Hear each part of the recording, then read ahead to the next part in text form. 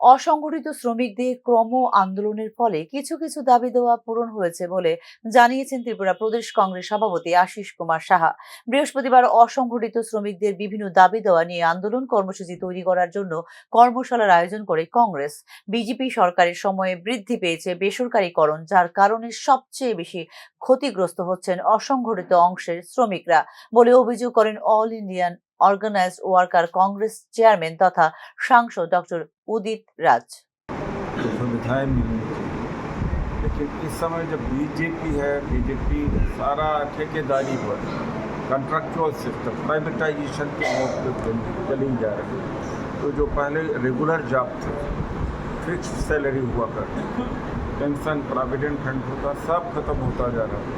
Maximum exploitation इन्हीं लोगों का है, असंगठित कामगार लोगों का। उसका आज स्टेट संबोधन किया है। तो अब इसके बाद हर डिस्ट्रिक्ट की रिप्रेजेंटेटिव यहाँ है, रिप्रेजेंटेटिव से बात करेंगे, दे विल गो बाय